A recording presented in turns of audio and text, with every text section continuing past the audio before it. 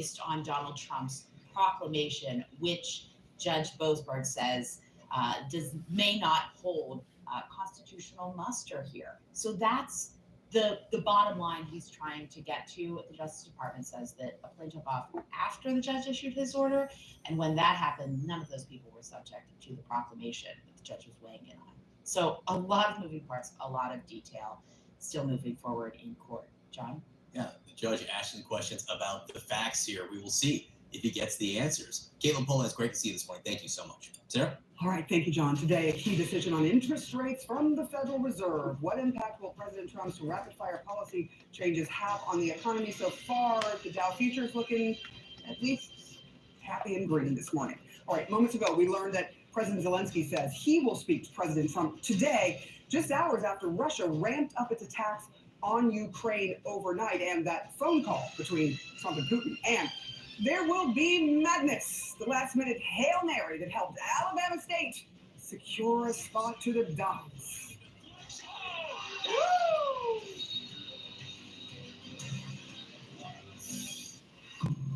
Jack's coming out. People wanted to believe. There are events happening on Twitter that impact people all over the world. It's a toxic river, and you cannot stop it. Twitter, Breaking the Bird, Sunday at 10 on CNN. Welcome to the Now Wage Network. They switched to Juniper's AI native network. And now everyone's so productive, they're operating at a higher gear. That's the Now Wage Network at work, with real AI, putting you in the fast lane. With moderate to severe plaque psoriasis, my skin was no longer mine. My active psoriatic arthritis joint symptoms held me back. Don't let symptoms define you. Emerge as you with clearer skin. With Tremfya, most people saw 100% clear skin that stayed clear, even at 5 years. Tremfya is proven to significantly reduce joint pain, stiffness, and swelling. Serious allergic reactions and increased risk of infections may occur. Hey, what's up, everybody? Welcome to the Legal Wars podcast. This is episode number 3, I believe, of International News Hour with Ghostwriter. I see my boy Todd Pimpers already in the chat. He liked the video. Good morning, sir. You know the routine, just waiting for people to jump in the chat. You know what I'm saying? Todd asked how his life been treating me, man. It's been about the same, man. I really can't complain, man, to this point. You know what I'm saying? There's some things that's pressing in my life that's upcoming. You know what I'm saying? I got a case, a real big case, my retirement case. You know what I'm saying? It might be a fight for that. And in my everyday life, you know what I'm saying? I'm going through trials and tribulations that could be attributed to me personally and my health, and that can be attributed to, you know what I'm saying, me changing a career, making a career decision at 44 years old or 42 years old to not punch a clock and to actually be an entrepreneur. So I do got a couple cases, Todd, but as far as life, I mean, you can see, like, I can't complain.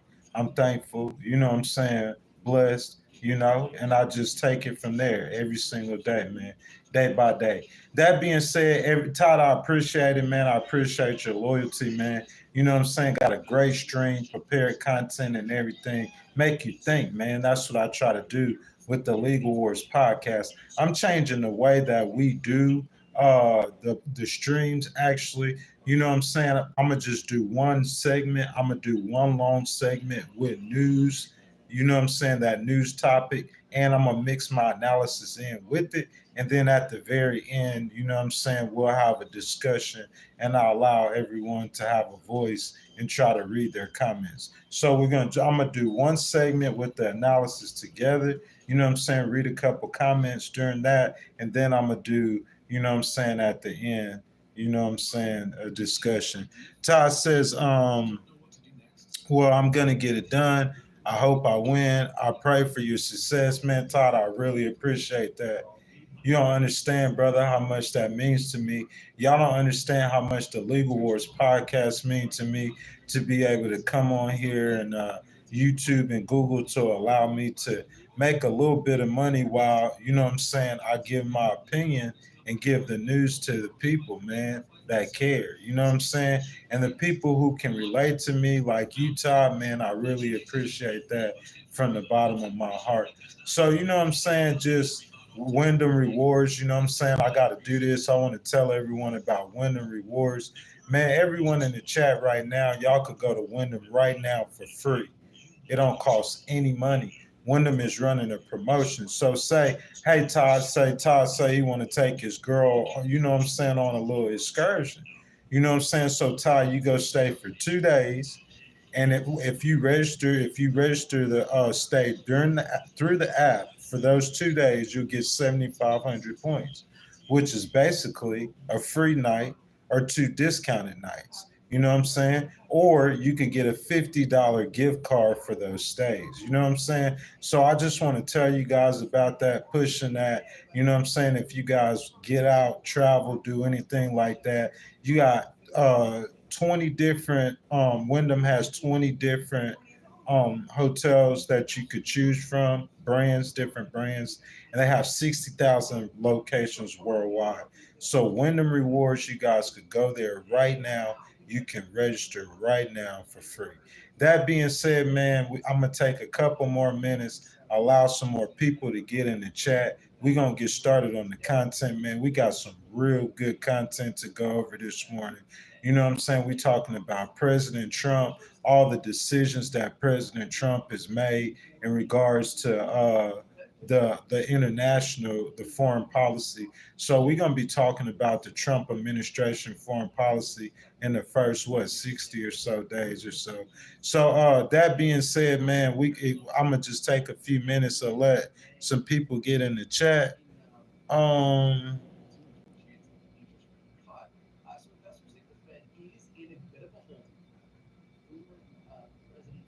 I appreciate that, though, Todd. You know what I'm saying? I appreciate that, man. I really do, man. I appreciate the love and support, man. You know what I'm saying? We just going to keep pushing on. That's all we can do in life, man. Just keep pushing on. We just thank God for the things that we do have and just work, like you say, and strive to be better. So to get more and to be better. So, like I said, man, I'm waiting on that decision to come from the government, and then we could go from there. I do got a case too that isn't active or pending, you know what I'm saying, that I could file. So, man, we just gonna go from there, you know what I'm saying, and just stay prayed up and just see how it go. That being said, Todd, I appreciate your patience, man. I'm gonna take a couple of more minutes, allow some people to get in the stream, man, probably about 2 more minutes. If you gotta go use the bathroom, get some coffee or something, this will be the time, man, a couple more minutes, and then we'll get started with the content. CNN playing in the background, that's the news. Fed is still penciling in 2 interest couple rate more minutes, cuts guys, and we'll get this year, started. or if they dialed that back again because of the trade war. And also, how much has the Fed downgraded its economic outlook? A lot of economists think that the Fed will now be projecting slower GDP growth because of all the uncertainty around the trade war, and penciling in higher inflation because of these tariffs that are on the way. So there's a lot to pay attention to, and I know that investors are going to be living and dying on every word out of Fed Chair Jerome Powell during the press conference today. Sarah? Yeah, they can send a message without being very obvious with it. But I just want to say, Matt, you don't know me that well. If you think I go slow in fog, I'm just saying. Thank you so much. Live for us there from Washington, D.C. Or not even. All right. Cases of measles spiking in a multi-state outbreak now. The new numbers this morning and what you need to know. The fisherman who survived more than 3 months stranded at sea is speaking to CNN, and you will not believe what he had to eat to stay alive. But these pictures are so heartwarming.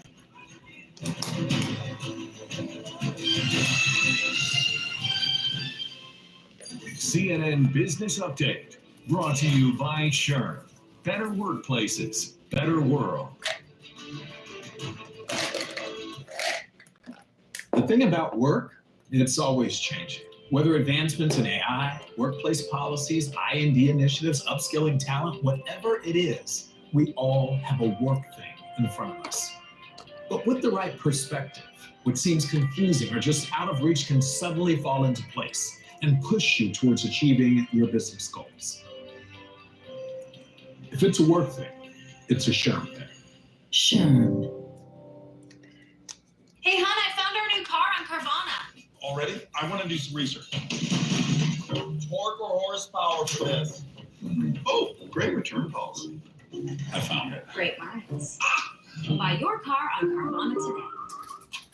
After cooking a delicious North Farm Stand chicken cheddar broccoli recipe, you will want to close all your delivery apps and open your camera so you can take photos of your homemade masterpiece. Unfortunately, no photo can capture the savory goodness of this perfect combo of juicy sweet tomatoes and smooth silky zucchini. You nailed it. Make your own your taste combo. It's not fast. Like I said, Todd, man, I appreciate your loyalty, man. You jumping in the chat, jumping in the stream, man, sticking with me. You know what I'm saying? While we allow the members and the moderators and everyone who's going to attend the stream to attend. So I appreciate that. We would take a couple more minutes, man, and then I'm going to get started on the content, man. You know what I'm saying? Like I'm saying, I'm going to push straight through the content. So it pays to be here early if you want to catch the content live, or if not, you know what I'm saying, the people could go back and watch it. But good morning, whoever came into the stream, good morning. I do got a poll question for us today. So while we taking these last couple minutes, I'm going to go ahead and put this poll question up and let you guys participate in this. So you guys, please be patient with me, and I'm starting a poll. So guys, this is an international stream, so we're talking about foreign policy. So the question is, do you think President Trump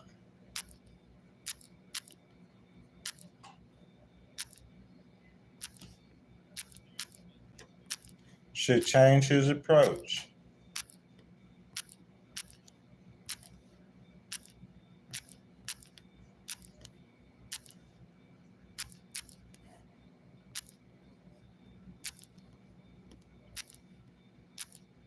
to foreign policy?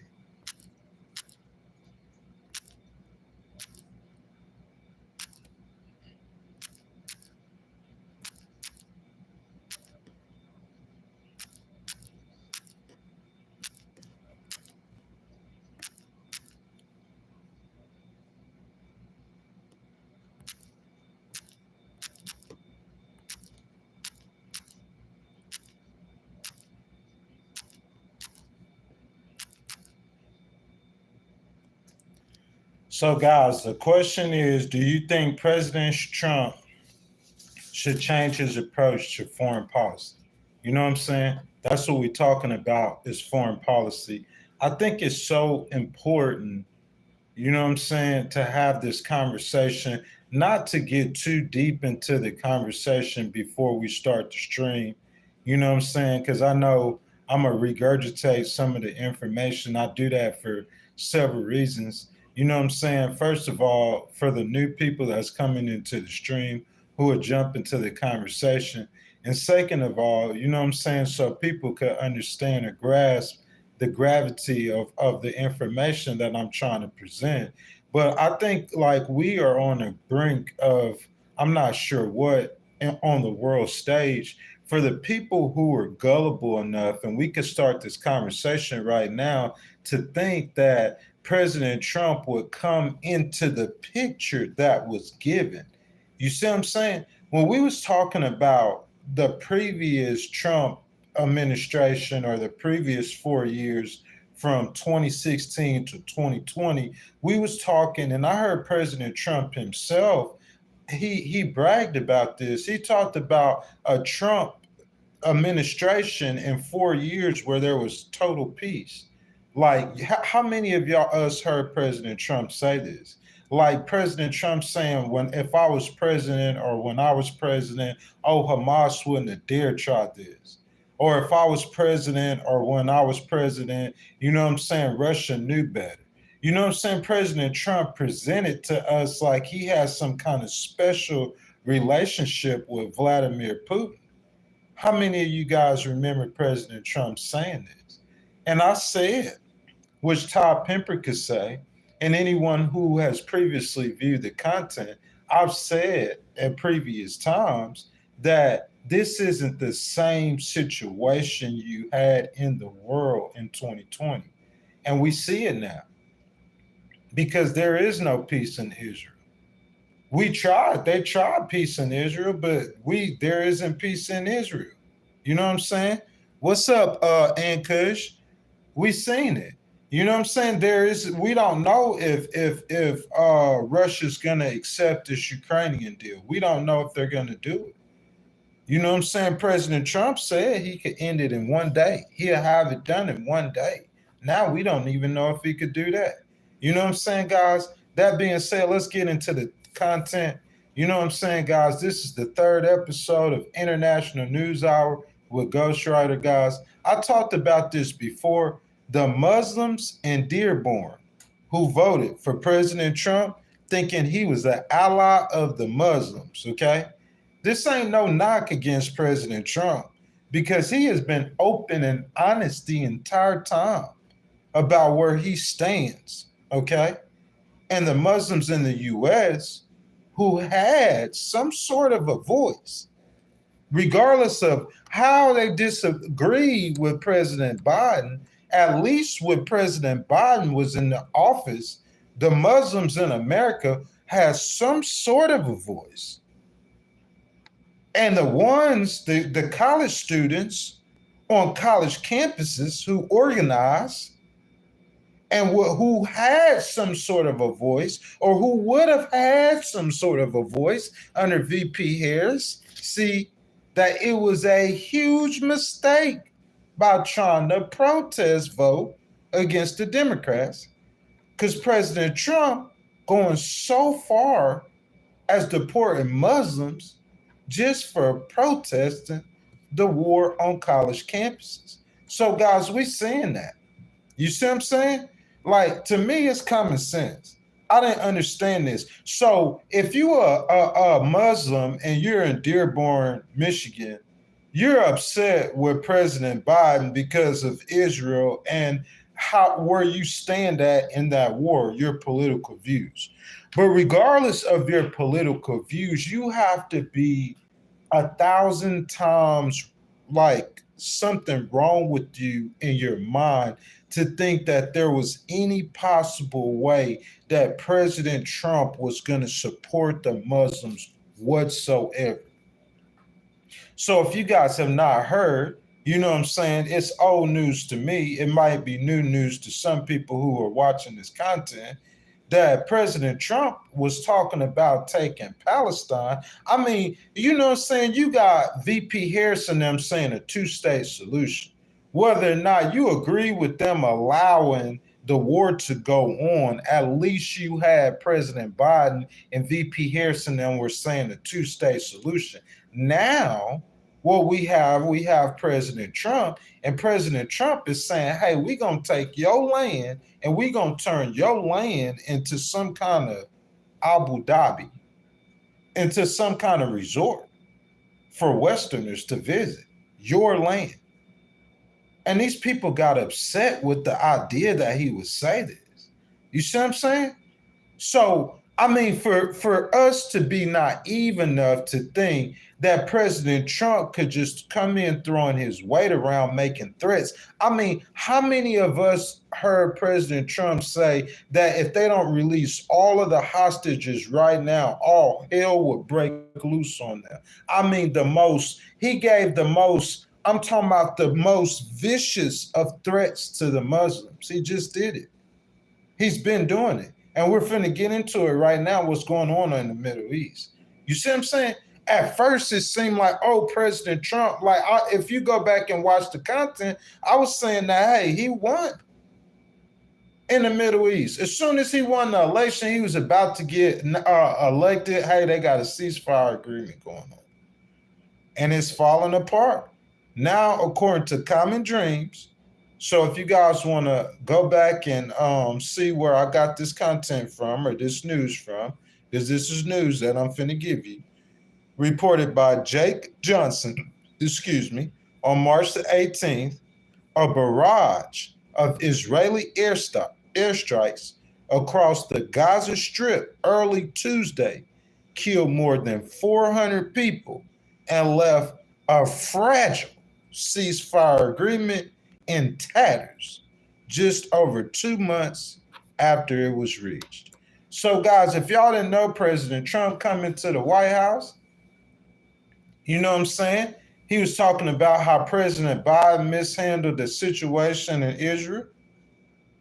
He was talking about how President Biden mishandled the Ukrainian war. And President Trump came into, like, when he got elected, he said, hey, I'm going to take care of this one, no problem. You see what I'm saying? Whether or not President Biden mishandled the Ukrainian war or whether or not he mishandled the situation in Israel, that's a whole different conversation. That's a political conversation.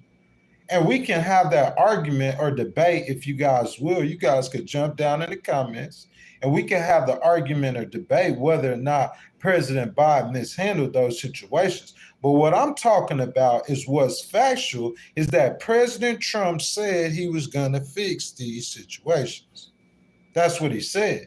And what's factual is I said that these situations are a little bit more difficult than you just coming in and throwing your weight around and trying to be a bully, because we see that it was reported that just yesterday, okay, he gets elected and everyone's excited and they're like, oh man, we got peace, man, in Israel. The Hamas, they're scared. The Iranians, they're scared. President Trump, he's strong, man, just like he said, it's peace. And then yesterday, the Israeli airstrikes across the Gaza Strip, 2 months, ceasefire in tatters. Wait a minute.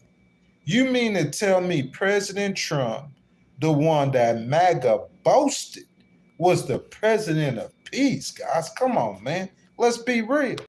That's what you're going to get from me, man. You're going to get real and authentic. Real and authentic. MAGA boasted that President Trump was the president of peace. No wars was started on his watch. This is his own admission, y'all. These are his own words that I don't have to quote a news source for because I know that you guys heard him say this. He said that Putin and Iran wouldn't try him if he was president. That's his words, guys. Keeping them honest.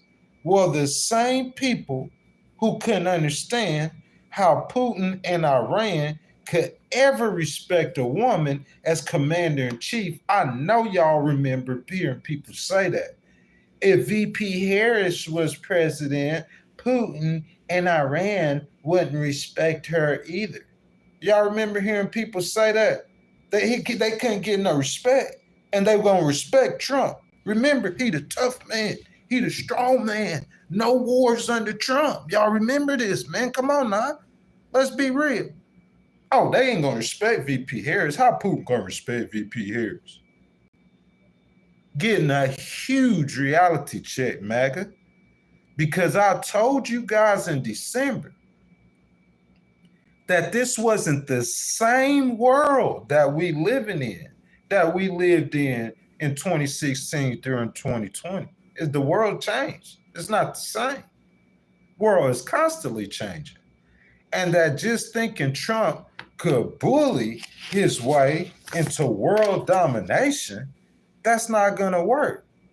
See, what you guys fail to realize, and what I tried to tell y'all before, that Hamas and Putin respect the American Marines and soldiers and airmen and sailors.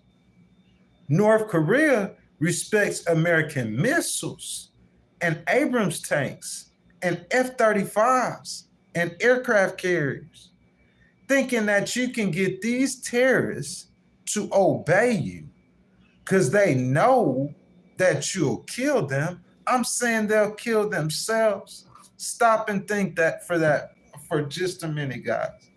Just a minute. So you trying to get these people to listen to what you have to say, okay? Let's just break it down. Simple terms. That's what I do. News and analysis. Here's some analysis. You trying to get whoever it is to listen to whatever you got to say. And what you going to say, your ultimate threat that you could do to them is kill them. Oh, we just going to drop some F-15s or some bombs on you. We going to throw some missiles at you. And they like, hey, I don't care. I'll kill myself. I'll go get a backpack with some bombs strapped on it and go into the middle of a meat market and kill a trillion people if I could. The whole world if I could. I'm saying, how you going to bully those people? I'm saying, you saying that you going to take their land. Listen to me, y'all.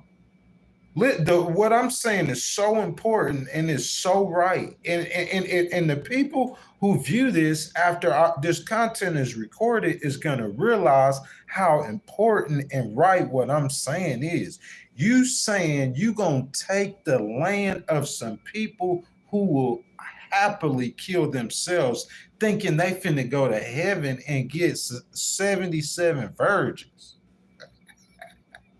You feel me? These people will kill themselves. So you saying you gonna go take their land. I'm gonna just come take your land and I'm gonna turn it into a tourist attraction for everybody, for us. What? This dude cannot be serious. You see what I'm saying? The importance of words. I think President Trump need to walk that back about taking their land and turn it into a tourist attraction. You know what I'm saying?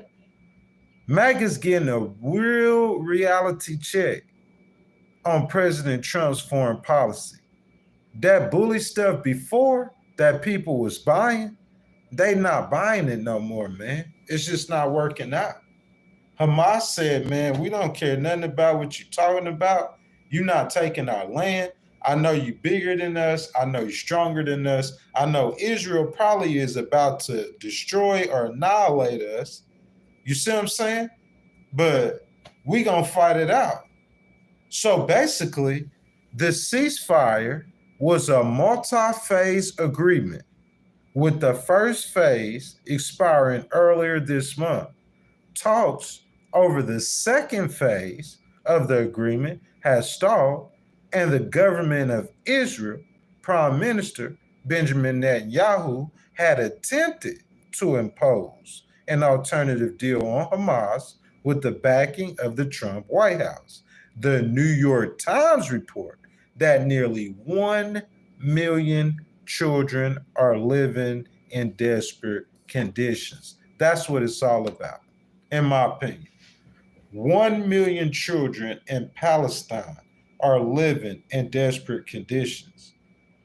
So as a leader, as a president, when you that's what you are. You a leader in the United States.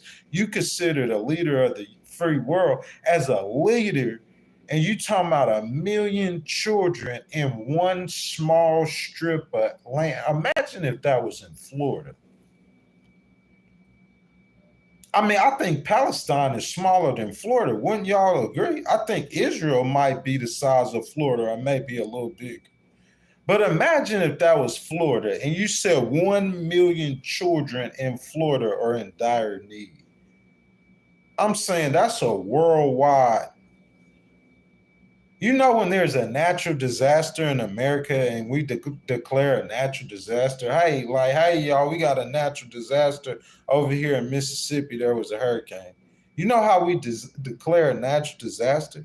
Well, what I'm saying is this situation is a worldwide net. You got 1 million children that are living in desperate conditions. And President Trump coming in as a leader saying, hey, I got the solution for this problem. They're going to listen to me. Here's my solution. I'm going to take your land and I'm going to turn it into a tourist attraction from Westerners. And so there was a peace deal. And there's no peace deal no more. Muhanan Hadi, a humanitarian coordinator for the occupied Palestinian territory, said people are enduring unimaginable suffering. Guys, the poll question was, do you think that President Trump should rethink his foreign policy. Do you guys think that? To be fair to this point, the Trump Middle East policy has been an epic failure, guys. That's just my opinion. What y'all think? You know what I'm saying? MJ Castle says Trump put on his tiny hat and kissed the wall. We know what side he's on. You know what I'm saying, MJ? That's what I think, man. And what you guys think, man? You know what I'm saying? It's been an epic failure, in my opinion. You know what I'm saying? Ben Madden said that's fascism, silence the opposition. Of course, man. Of course, Ben. But still in all, man, you just press through it, man, and you keep on letting your voice be heard. Guys, make sure if y'all hadn't liked the video, you guys go ahead and double tap that screen for me, like the video, subscribe to the channel, and make sure you guys hit that notification bell if you enjoying the content. Y'all get active in them comments. You know what I'm saying? Let's see. Susan says, and he wants to make it like a resort. It wouldn't be for Palestinian kids. That's what I'm saying. I'm saying it don't matter what side you're on. If you're trying to achieve peace in a situation, which I think is desperate, peace is desperately needed. Not for making money in a situation. This is not no business situation or a situation where you could come in thinking that, hey, I got Trump Towers, or I got IBM, or I got Tesla, or I got Walmart, or I got Apple, and I'm going to come in with America, some money in this situation. This isn't a situation like this. This is a situation where Muhammad Hadi, who is the humanitarian coordinator for the occupied Palestinian territory, said people are enduring unimaginable suffering. And you got 1 million Palestinian children. This ain't no knock against Israel, bro. This is about having a leader or having leadership who could do something with this situation. Because President Biden went 4 years, and you have to at least, what President Trump is saying, President Biden had made plenty of opportunities, plenty of attempts. Hey, he could say that this is his peace deal. He signed it. But President Trump is saying, hey, Hamas signed it because they knew that I was about to be president. How many of us heard him say that? But still in all, through all of all and regardless of all, I'm saying you get a peace deal, a ceasefire. And we think that, hey, this situation is about to be over with. And I'm saying, y'all tell me something in the situation, if you pay any attention to it, y'all tell me anything in this situation besides President Trump saying he gonna take them people land and turn. What if he said he gonna come take your land and turn it to a resort? I'm saying, how would you respond to that? That's the question. You gotta put your mind, the politics outside of your mind, because people can't think like that. I mean, Democrats could understand what I'm saying because their vision is blinded by politics, and Republicans, they can't understand what I'm saying because their vision. But I'm saying, what if somebody said they gonna come take your house and your land and turn it into a resort? How would you feel about that? I'm saying, even if that was an idea, a logical idea that President Trump had, because he's standing on it, I'm saying, even if that was an idea, I don't think to say it the way he did in the situations that he did, I don't think that made the most sense. What y'all think in that situation? And to celebrate peace 60 days ago as a victory, even though President Biden was president, we said that the ceasefire deal was a victory for President Trump, to celebrate peace as a victory. And to hear President Trump, who is the new leader of the free world, who is tougher than Joe Biden. Y'all remember that. He's tougher than VP Harris. This wouldn't happen with him. Hamas knows that Trump is coming, so they bow out. You see what I'm saying? That's what we talking about, ain't we? So this the same president who's now saying that if you don't release the hostages, all hell gonna break loose on you, bro. You gotta understand what you're dealing with. Do we understand what we're dealing with? These are the same people who will take their own life. If I'm going to kill my own life and think, if I'm going to kill myself and say that I'm going to go to heaven and be a martyr, I'm saying, what are your threats doing to me? You know what I'm saying? K. Mill says that Biden was much better. You know, I'm not sure about that because I'm not sure who you credit, K. Mill, for that peace deal. Do you credit President Trump or do you credit President Biden? Because President Biden had 4 years to bring peace. Man, we talking about those million children. Those 1 million children that are living in desperate conditions. What if that was in Florida? 1 million children. We're not talking about 1,000 children. 1,000 children is a lot. 100,000 children is a crisis. You talking about 1 million children? That's like an epidemic. So who has the leadership to bring an end to this crisis? Because President Trump said he had it. Guys, let's move on to Ukraine now. The Ukrainian war. The war President Trump said that he's going to end in 1 day. This following information that I'm giving you guys was reported by the Associated Press on March the 18th. President Trump and Putin agreed yesterday to an immediate pause in strikes against energy infrastructure in the Ukrainian war. Hold up, man. Hold up, y'all. Let me go back. We just talked about Israel. Because no, it ain't no peace in Israel. President Trump said he going to release hell on earth on them, so that's what he got to do. And in the meantime, you got 1 million children suffering. No peace in sight. I don't see how it's more different than Joe Biden. I'm saying President Trump had the winning move. That's the thing about it. He put the move. He had the move. He had the reputation, whatever he had, to when he was coming into the position to where, hey, it was about to be peace. It was a ceasefire for 60 days.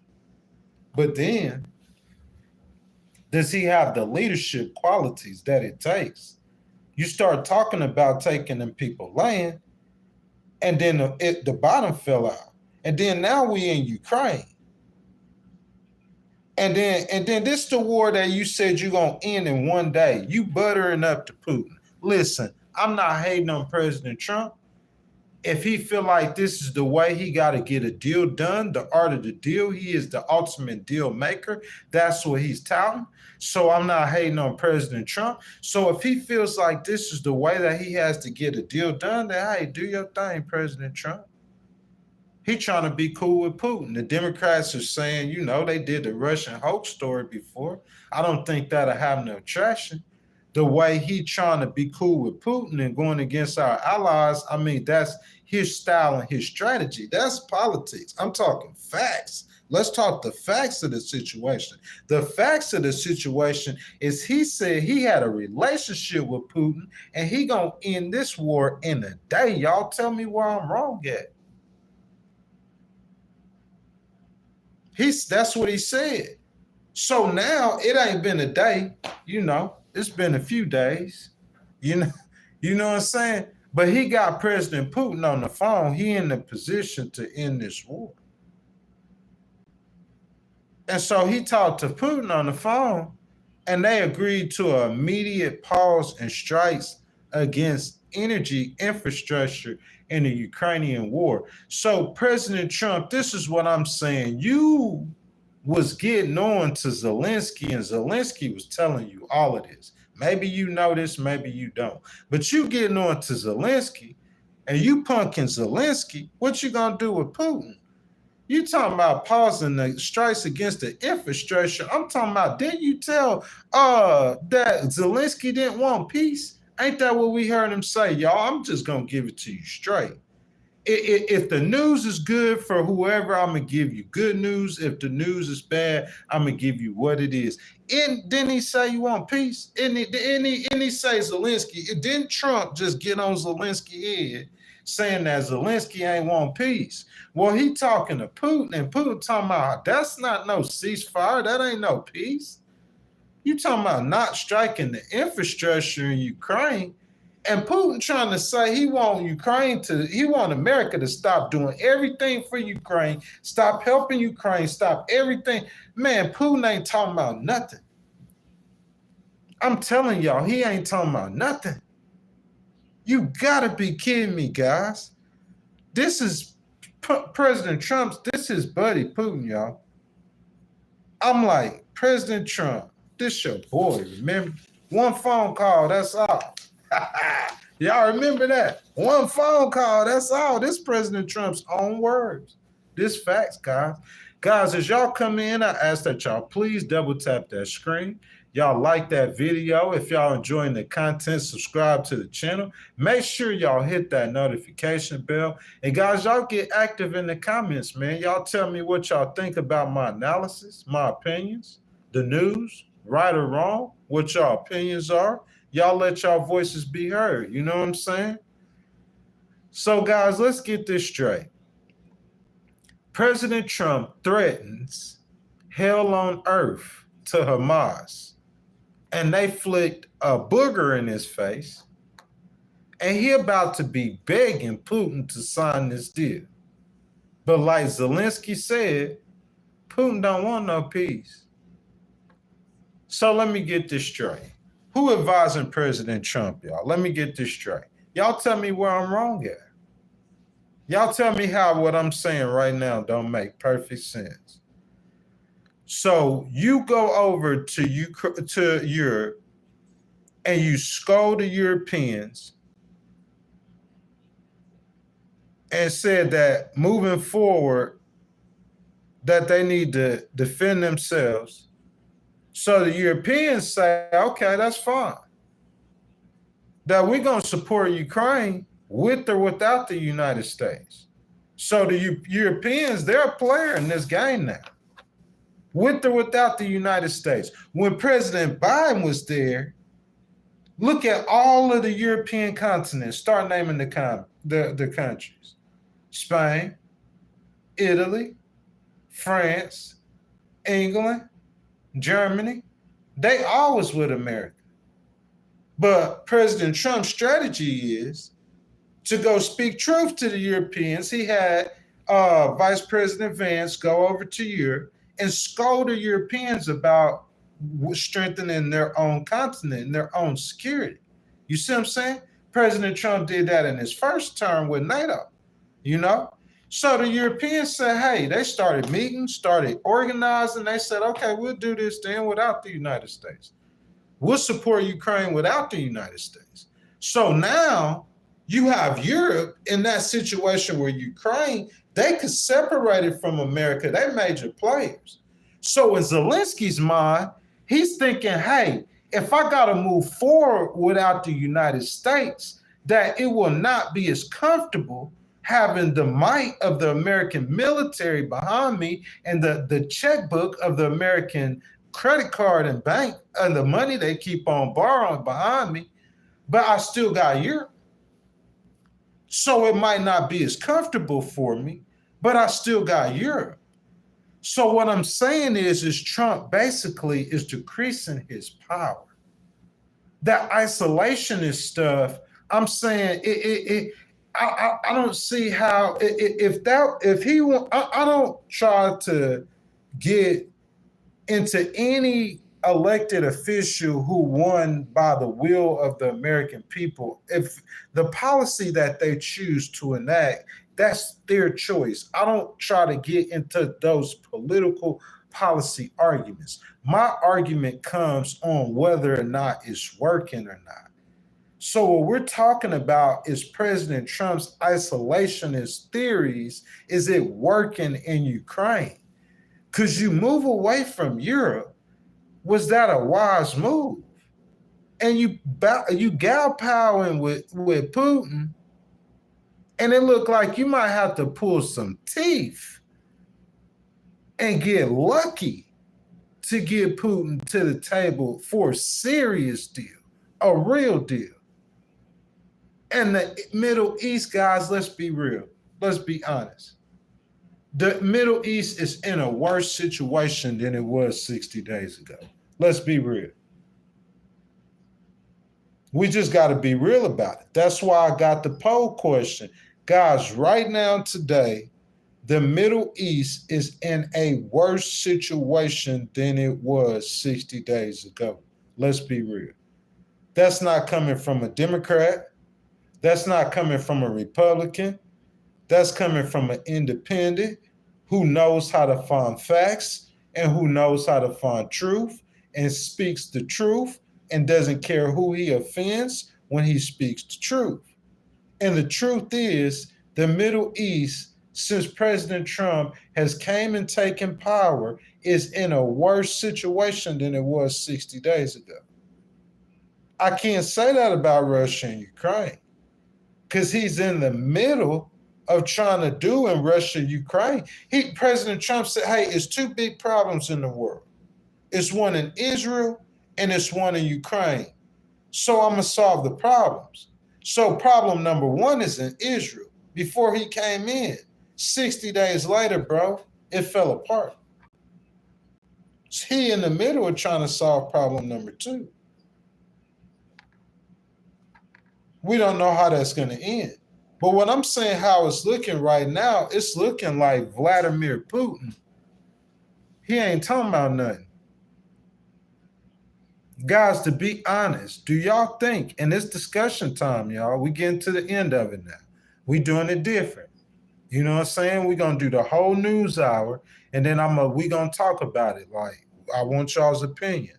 Guys, be honest. Don't you think that President Trump should have held the comments about turning the Palestinian homeland into a Western tourist attraction? That could be a whole poll question.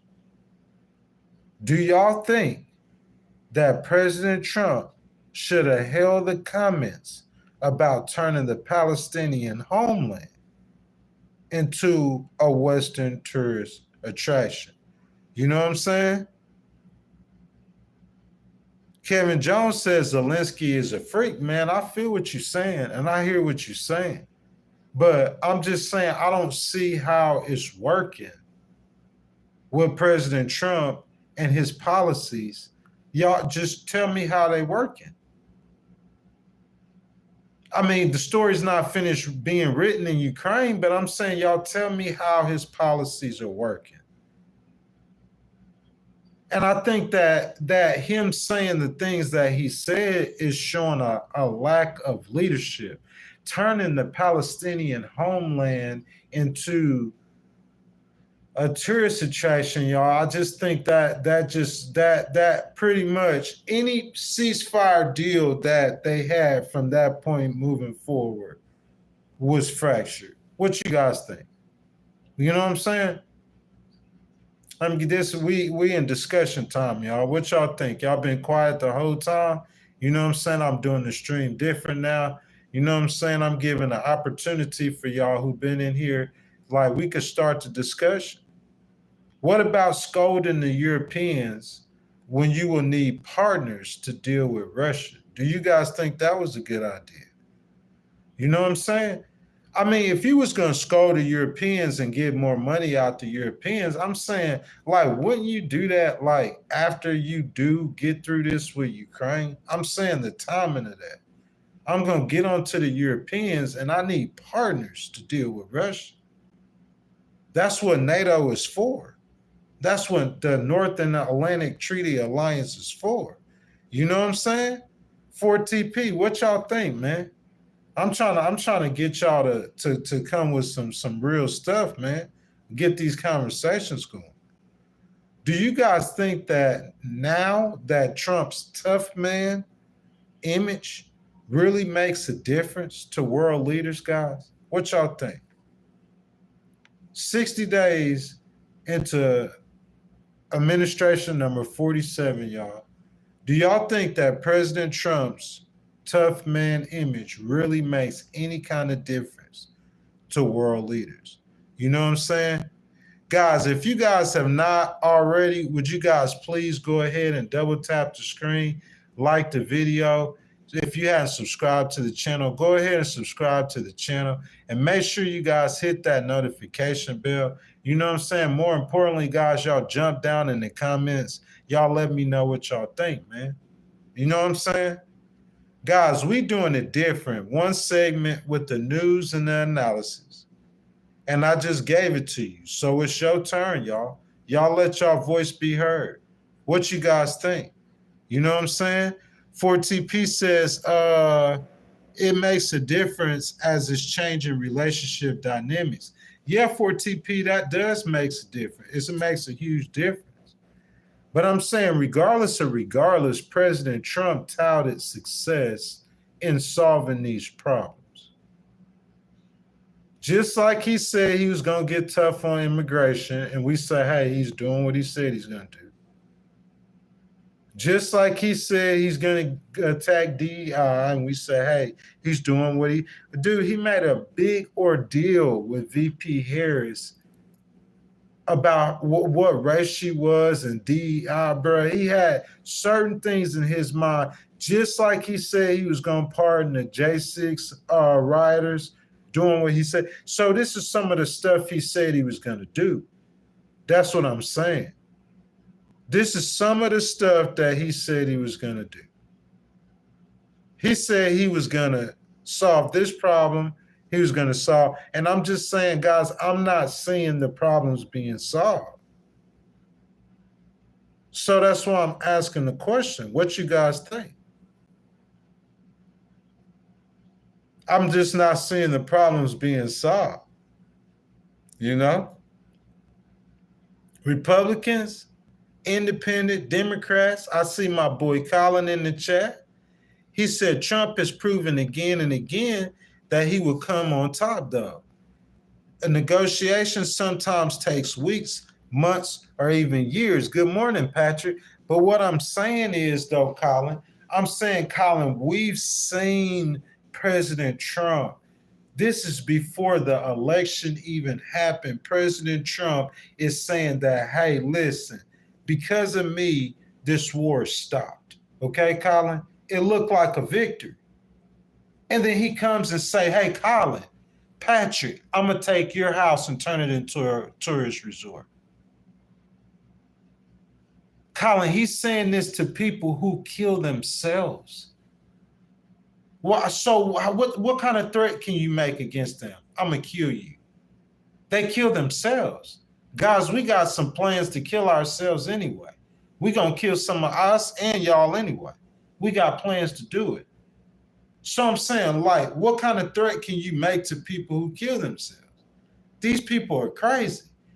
President Trump got to realize the moment that he was in. He had won. He got the ceasefire. He got the deal, Colin. And then, Colin, all of a sudden, he comes out and say, hey, I'm going to come take your land and turn it into a resort.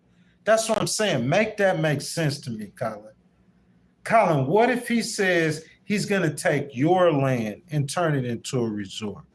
He says they broke the ceasefire agreement. Now wait and see what happens to them. Colin, that's true.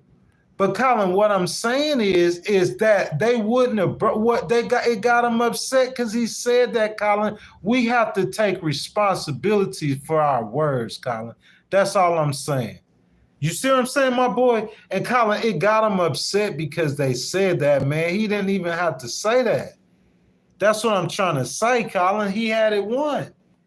He had the situation won, Colin. He got the ceasefire. He got the agreement. So it's like, hey, it's settled. It's done. It's won. President Trump won. Count that as a victory. And then in the middle of it, they got a little tussle up. You know, they still working it through. And then in the middle of it, Colin, I'm going to come take your house, Colin. That's what I'm saying. You got to put yourself in the situation to understand both sides of the story. Patrick, I'm going to come take your house and turn it into a resort. What? And these are people who kill themselves. So what you gonna say? You gonna kill us? They're gonna be like, nah, you not taking nothing from us. And now the ceasefire agreement has fell apart. That's what I'm saying. We got to be responsible for our words and our actions. You know what I'm saying? This is stuff that he said wouldn't have happened on his watch. And he's saying there's hell to pay. And Colin, they don't care about hell to pay. That's what I'm saying. President Trump got to understand what he's dealing with. These people will kill themselves. And then Netanyahu's saying he going to get rid of them. They've been fighting Muslims for thousands of years. Patrick and Colin, why would I logically think that the Christians are going to extinguish the Muslims at any time? This war has been going on for 1,000 years, thousands, 2,000 years, 3,000 years. It was going on in Jesus' time. That's what I'm saying. It's like when they look at the situation and they're trying to strategize, it's like they don't strategize completely and totally. President Trump, that bluster, that tough man stuff, it works in a lot of situations. It got them to the table. But I'm saying this isn't the time when you won and you got a ceasefire agreement. This isn't the time to say to some crazy Taliban people or Hamas people that, hey, I'm going to come take your land. Colin says, I understand what you're saying, but is it really a bad thing to take land from terrorists? No, it's not. But Colin, here's the problem. In the meantime, while we're doing all this talking and taking land, and whether we're going to do this or even have the support on the world stage for this, in the meantime, the New York Times is reporting that nearly 1 million children are living in desperate conditions. That's what I'm saying. If you are the world leader, you're the leader. Think about this, Colin and Patrick. And Patrick, I'm finna get to your comment right now. But Patrick, this is what I'm saying. Think about if this was in Florida and there was 1 million. We didn't say 1,000. We didn't say 10,000. We didn't say 100,000. We didn't say 500,000. We talking about the whole ticket. 1 million children in desperate conditions. If you're a leader, wouldn't it be your responsibility to fix this? President Trump, just like with the other stuff, the deportation, the other stuff, he said he will fix this. Biden messed it up. He got a solution for it. It wouldn't have happened. On Biden's way out, there's a solution for it. It's falling apart. And I'm saying the direct cause of it falling apart is his strategy. That's what I'm saying. 4TP says Netanyahu been waiting to wipe it all out. He just been waiting for a sign. Yes, that is true, 4TP. But the thing about that is that it's not.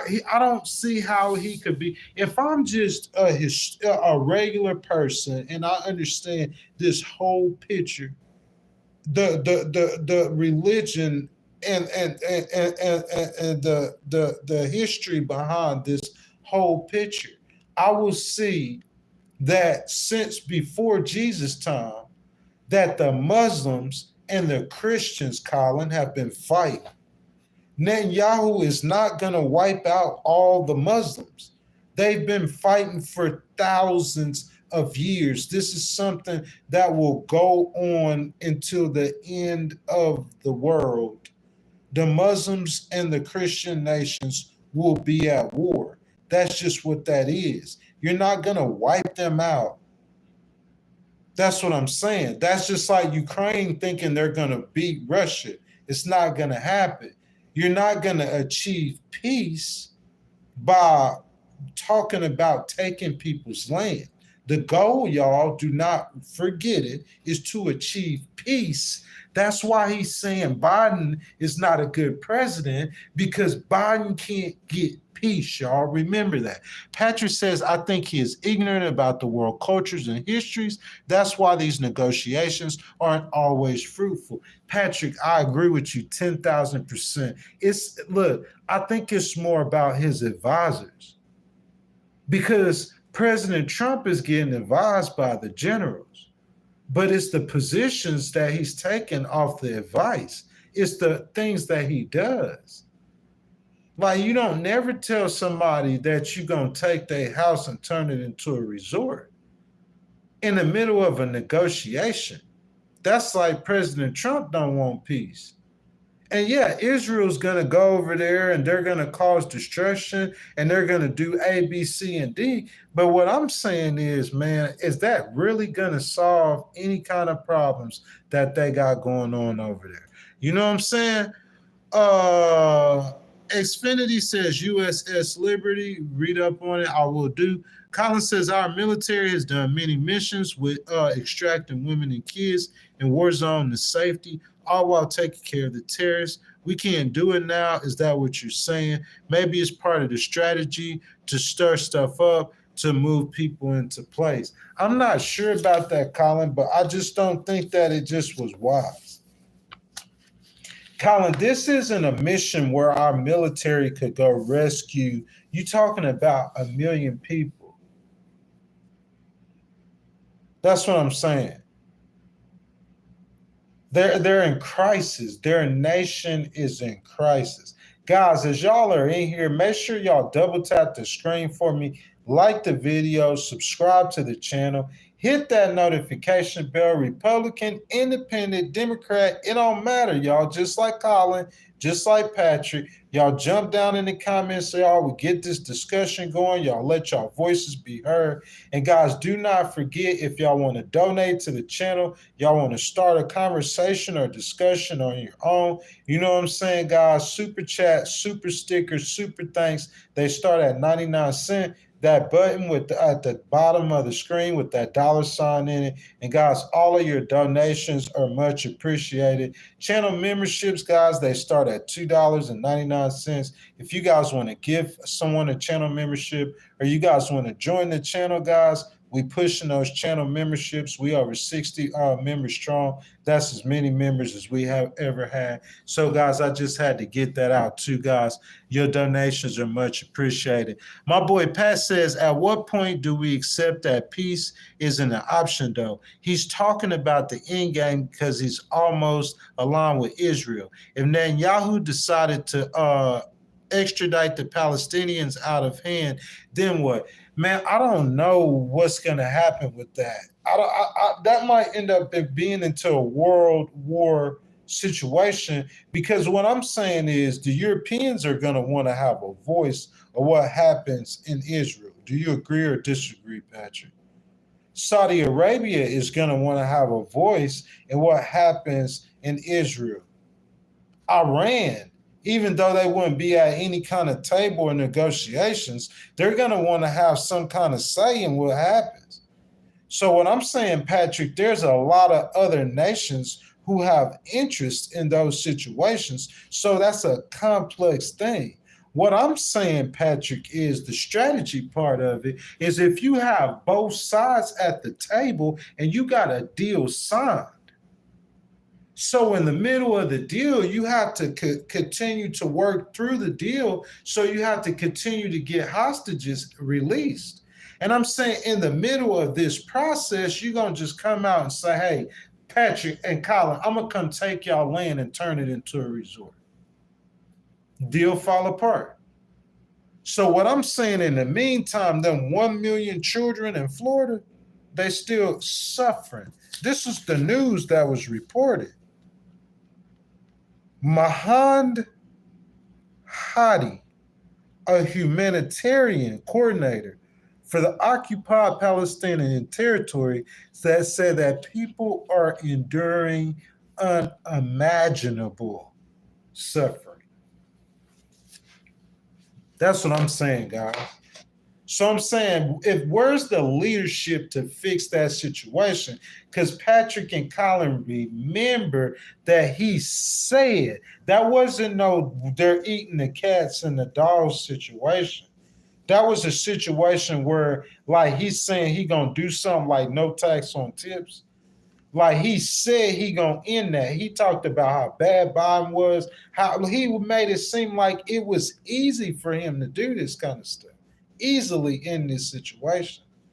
And what I'm saying is, if I look at the situation as just an observer, I ain't no Republican, Democrat. I ain't got a dog in the fight. I'm just looking at the situation of how it was before he got in office. I'm talking about not 90 days ago, 30 days before he got in office, because they got the deal done right before he got in office. If I looked at it when Biden was in office and that situation, how it's looking right now, Colin, you and Patrick, we cannot deny that situation is worse than it was when Biden was in office. That's what I'm saying. So I'm saying whether or not I agree with the policy or not is one thing, but the approach is off because it's not working. That's all I'm saying. I'm saying the agreement with the policy or not is a whole different conversation than the approach, because the approach is completely not working. That's what I'm saying.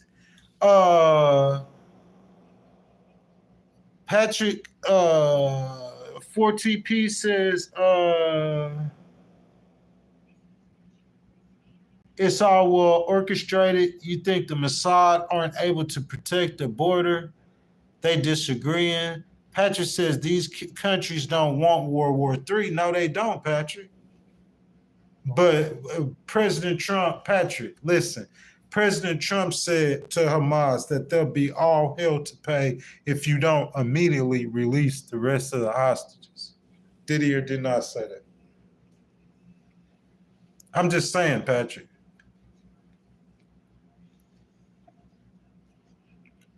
He said in front of the whole world, there'll be all hell to pay if you don't immediately release all of the rest of the hostages. They ain't released nobody. So here we go. That's all I'm saying. You know, they don't want World War III, but they don't care. These are the people that are, you talking about maybe in Russia or Putin, but I'm saying, like, man, you talking about these people, the Hamas, these are terrorist organizations. They don't care, man. Patrick said Saudis depend on global markets. Let me see. To maintain their influence. So when push comes to shove, they're going to take the ball and go home. They don't want that smoke. They don't want that. They don't want that smoke. Your mom's nipple, I don't see what you're talking about. But Patrick, Saudis don't want that smoke, but they're going to want a word in what happens with Israel and Hamas. That's their backyard.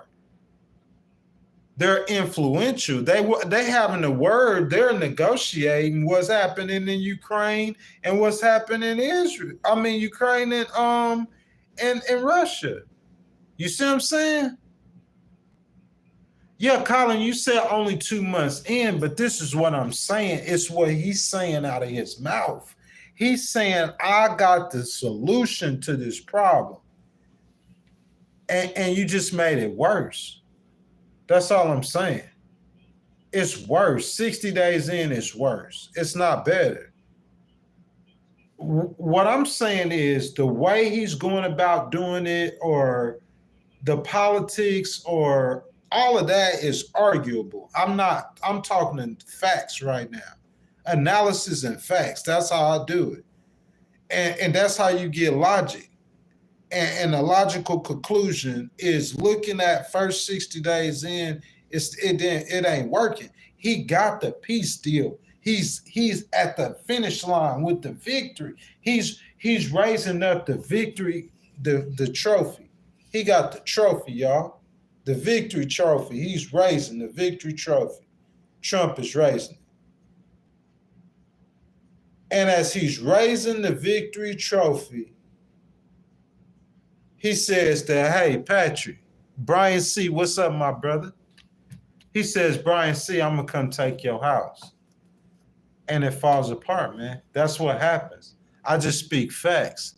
4TP says the anti-war president is sure war hawking. That's what some people saying with the Houthis. He looking kind of thuggish out there. Brian C. says the world cannot solve the problems that the people in Gaza is having right now. They need to stop electing Hamas to run their government. Brian C., what you said is just too real and is too right. But that's the solution to that problem. But President Trump didn't sell that to the people. he sold to the people that he got a solution. He can come solve these problems immediately, and they wouldn't happen under his watch. So under his watch, he threatened hell on earth against Hamas, and they flicked a booger at him. They ain't released nobody. So to me, that's a wolf ticket he sold. He talking about peace in a day. Okay, we know you was just, it's been 60 days. But I'm saying here's a situation where you got a conversation with President Trump. You've been over there licking the dude, whatever. So you on the phone with him and he ain't talking about nothing. I'm saying, where's it at? Where's the whatever at? Where's the Nobel Peace Prize? It's going to be different under President Trump, or the nations of the world respect President Trump to where he could come stop wars, or the art of the deal. I'm just saying, where is it at? That's all I'm asking. Who going to ask the tough questions? You see what I'm saying? 1,000 views. Drop even further. Who gonna ask the tough questions? I'll do it. You know what I'm saying? Colin says Trump never claimed to be anti-war. He just wants peace. But look, this is what I'm saying, Colin. Everybody wants peace. You don't think President Biden wants peace? I'm saying the problems were more complex than President Trump was presenting to the American people. He had facts behind what he was saying. From 2016 to 2020, there were no wars. Besides that stuff in Afghanistan, there was no new wars. That was facts.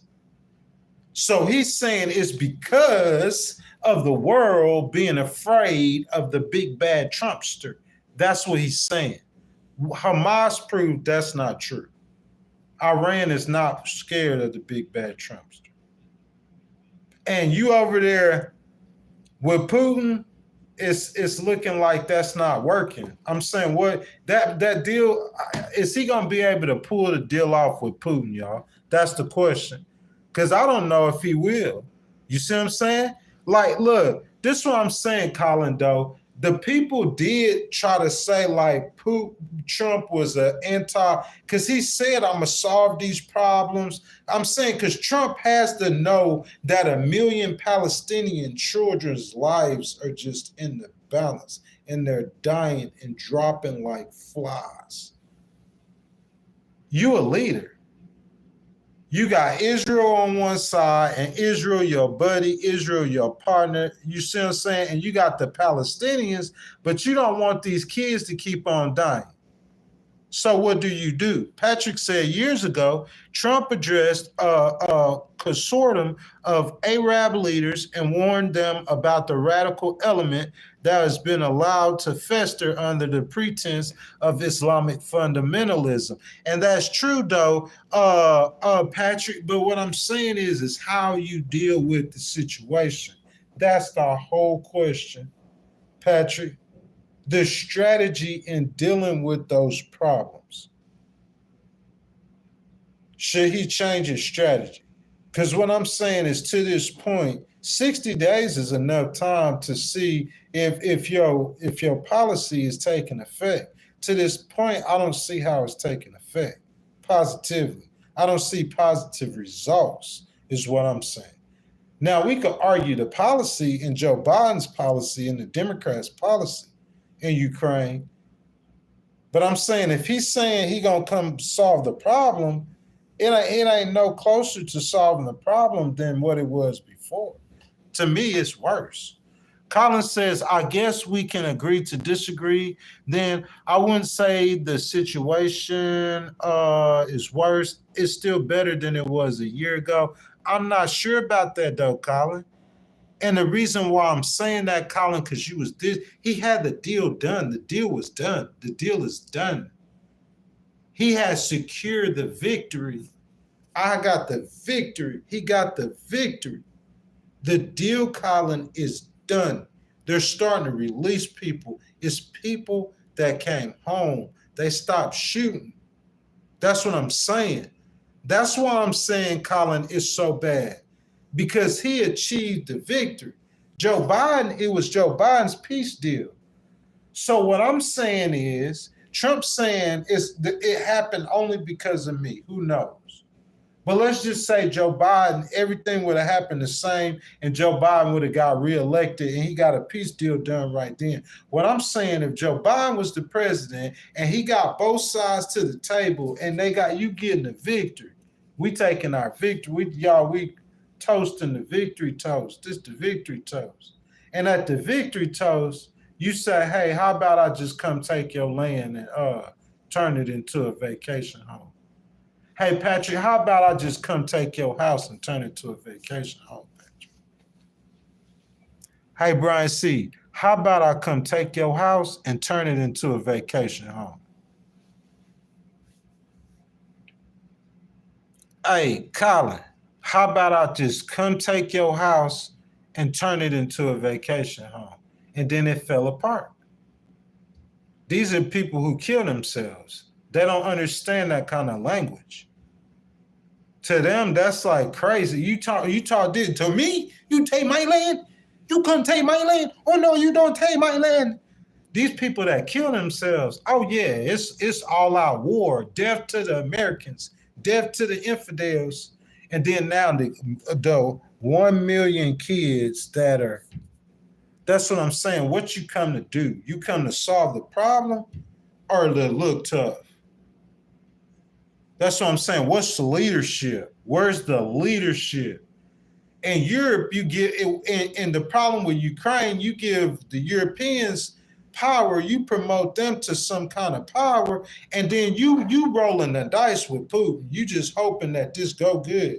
Because if Putin shoots you to the curb, I'm saying you gonna look like because I'm saying where your credibility gonna come from on the world stage? See, this is what I'm saying, President Trump. Then y'all, I think, Patrick, they underestimated the fact that there was real problems and issues that you gonna get graded on by how you handle them problems and them issues. The people ain't gonna want to hear nothing else, Patrick, Brian C., and Colin. They're gonna grade him how he handles Israel and how he handles the Palestinians.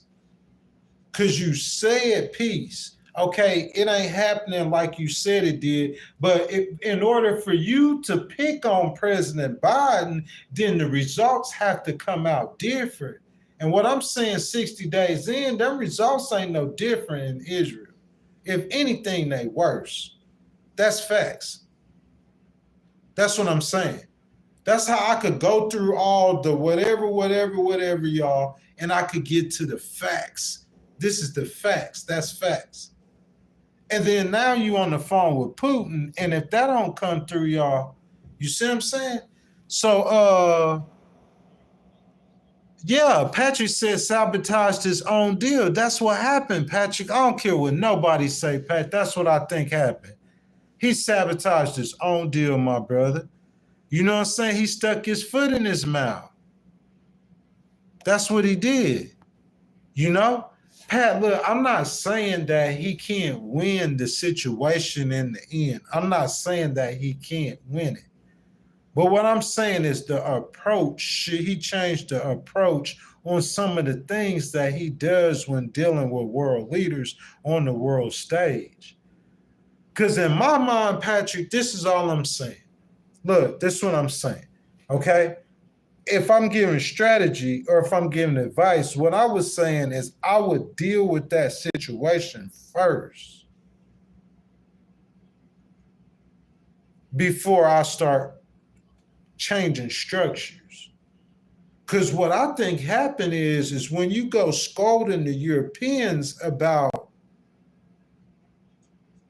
you changing power structures, but to me, you need to deal with before you scold the Europeans about none of that, you got to deal, this is, you said day one.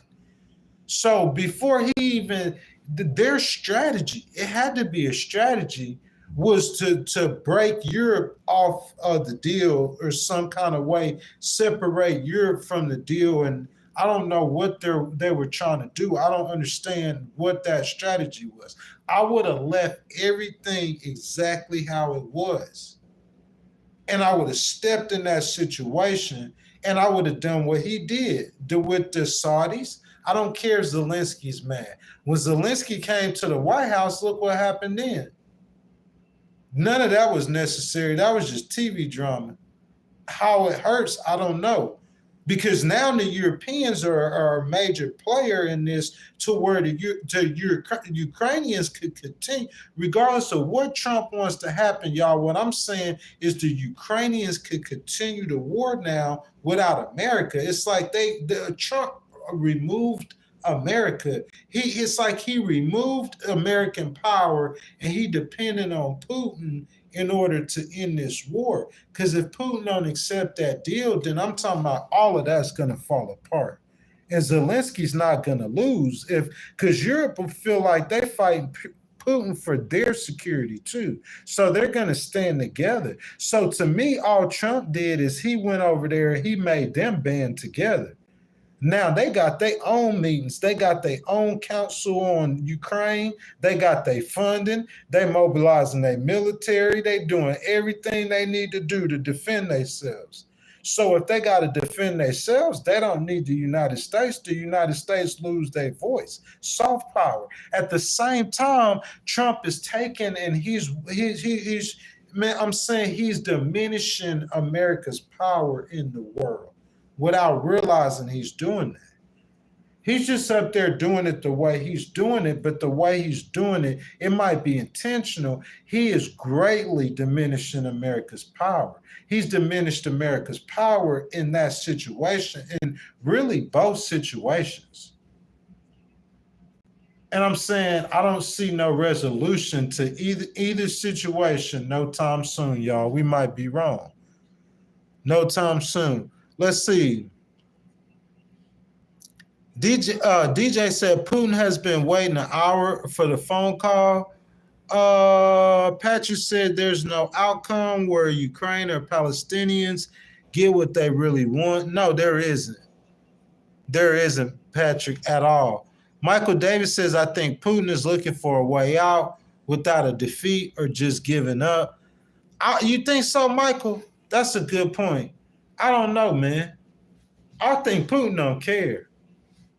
That's what I think, Michael. We're going to find out, though. I think Putin just does not care. He'll sit there and he'll fight the war for eternity. He'll use those nuclear weapons. He just wants to make sure that Russia's power isn't diminished on the world scene.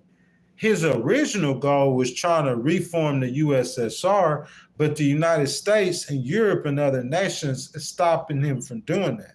That's what's happening in Ukraine. His army, he got punished for doing that. So he's understanding that in his lifetime, the USSR will not be reformed. But what he's going to do is, Ukraine, that piece of land is his last stand. Listen, y'all, if I cannot reform the whole USSR, taking back all those countries, all those that 20% of land, I'll drop some nukes over that 20% of land, because I'm going to get something out of this deal. You gotta know that I got power. Russia still has power on the world scene. So Putin ready to drop some nukes over that 20% of land. That's what I'm saying. That's the situation. You gotta understand the situation before you just say on day one, I could just make a phone call and got everything settled. You gotta understand the situation. Putin is ready to drop a nuke over that 20% of land. When you understand the situation and you understand that that's not Florida, then you move forward to get a solution to that problem, understanding the parameters of the situation. President Trump, it seems like, Patrick, his advisors are not giving him the parameters of the situation, because the parameters of the situation is, I'm telling you, Colin, in the middle of us making peace, that how about, Colin, we done made a deal. We swapping out, we making a deal. We get to the place where we got this worked out. But Patrick or Colin or Brian, how about I come take your land and make it into a tourist attraction? It's just the wrong strategy, man. That's my opinion. Let me see. Guys, I just want to remind y'all too, guys, don't forget, man, like, if y'all, the super chats, super stickers, super thanks, any kind of donations, guys, start at 99 cents, y'all. That button at the bottom with the $ in it, guys. Your donations are much appreciated. Guys, the people in here, Brian, Patrick, and Colin, man, they be helping out and donating and add members so much, man. You know what I'm saying? It's hard for me to ask them to do it. But if anyone else is in the stream, man, y'all enjoying the content, real authentic news, man. You know what I'm saying? Like, I'm talking to none but Republicans in the chat right now. But you know what I'm saying? Just real authentic news, man. If y'all want to donate to the channel, man, or to help out, man, your donations are much needed, bro, and they are much appreciated. Just hit that button at the bottom with the $ in it, and I appreciate it. So let's see who we got.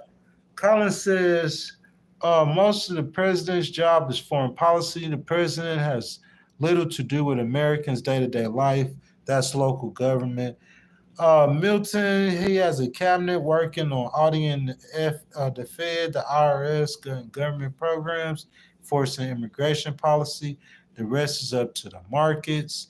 Putin has been fighting a shadow war with the American intelligence organizations seeking to kill him and dismantle what he's built for the last 20 years. So he's understandably hesitant to trust the United States. That's so true. What's up, Professor C? And Milton Park says, we're okay. We've been in a war over here since 7. It's called War on Drugs. Yes, sir. Yes, sir. So, guys, I'm asking y'all again, guys, if y'all want to donate to the channel, man, I would surely appreciate it. You know what I'm saying? That being said, man, I felt like I came out here, man. I delivered the content. You know what I'm saying? We had a great discussion as we usually always do. You know what I'm saying? Our view count is down. I'm not sure why that is, why they got us down like that in the algorithm. But it don't matter, man. We keep on pressing on, man, with the content. I think we had a great discussion today. Todd Pimper, my brother, I appreciate you coming and you hanging out, man. You sticking around the whole time. Patrick, Milton Parks, I never seen you in here. DJ, of course, Colin and Brian C., my people. Y'all, we are up to 60 memberships. I just want to let y'all know that. I'm so happy about that. You know what I'm saying? Like lifetime, guys, we've had in 7 months, we've had almost 100 people purchase memberships for themselves or for somebody else. You know what I'm saying? I'm pretty excited about that. So, guys, that's what YouTube channels go through. If you go watch anybody's channel, you'll see that through the course of their views that they're up and down. You know what I'm saying? We got at our highest point, I think we was up to about 70,000 views, like not even hitting 1,000 right now.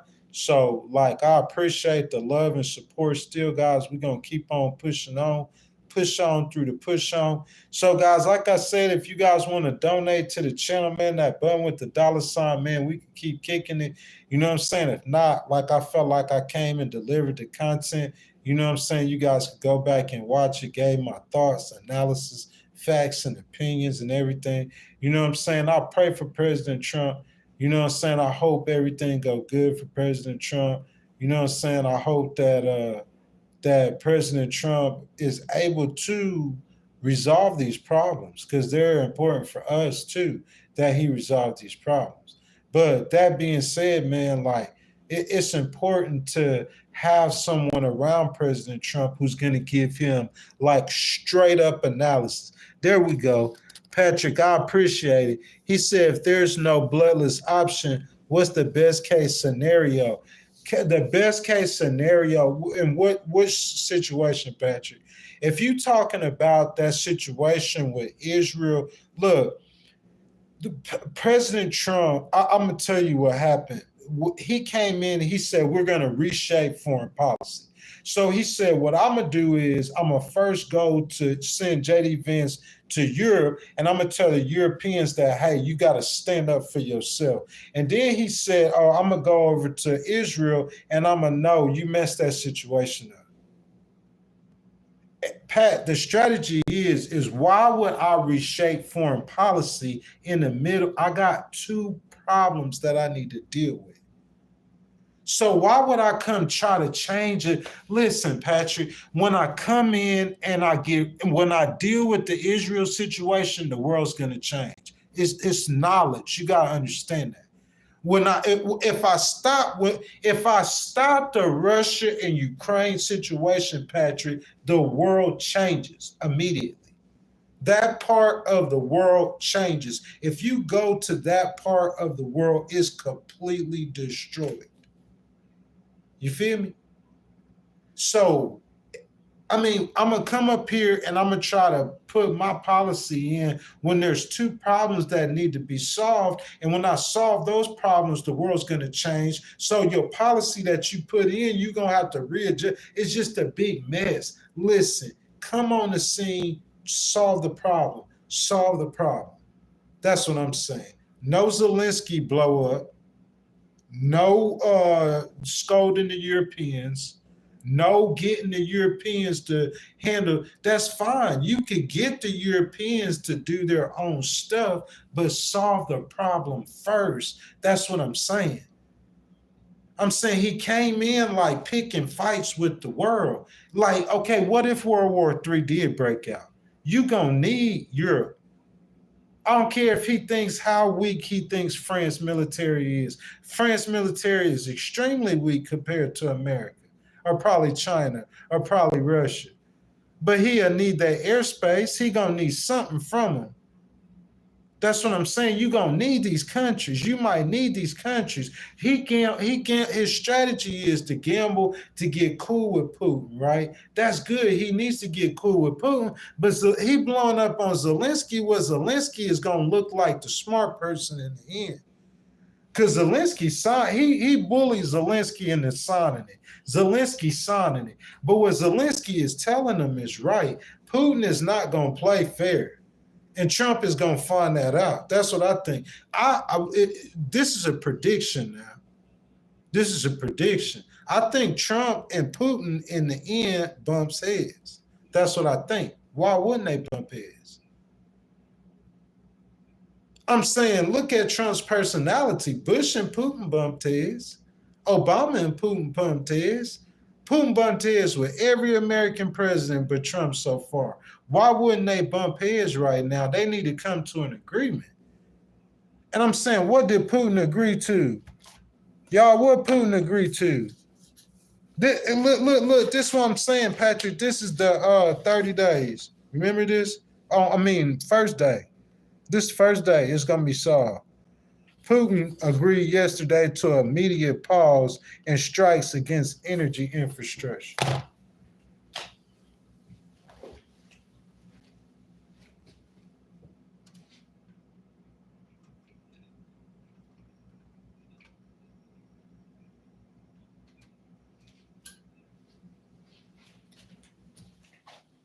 I'm saying what he thought that situation was, y'all, it wasn't that. Patrick says, I got what you're saying ultimately is that he was elected based on his efficiency, but he was really elected because people know he is going to seek the strongest position no matter how bad the deal. Yes, most definitely. But he's elected as the leader, as a leader of America. What I believe, God saved his life. What are some of the things that you can do to help or to pay back a God saving your life, President Trump? That's how I look at things. That's gonna get we gonna Patrick, Colin, Brian, y'all, DJ, Detroit Coalition, Milton Parks. We gonna get down to the nitty gritty, Todd Pemper. What are some of the things that he could do that we could say God saved your life for this? So we gonna know this is important. So what's some of the things he could do? He could stop thousands. Some reports say that over 1,500 Russian young people a day dying. Thousands of Ukrainians. So we know probably up to about 5,000 people dying a day in Ukraine. 5,000. You want to talk about some of the things he could do. 5,000 a day in Ukraine. Deaths a day. That don't matter to us. That ain't our kids. But President Trump has the power to do something about this. He's trying to work it out right now. So this means something to him. It don't mean nothing to us. It don't mean nothing to you, Patrick, because we can't do nothing about this. President Trump can. Donald J. Trump, whatever his middle name is, he can do something about them 5,000. And he said it. It weigh on his heart. When he hitting the golf club, he thinking about them 5,000 kids in Ukraine a week in Russia. He thinking about it. Because he got that kind of authority weighs on you, man. He got the power to stop those kids from dying.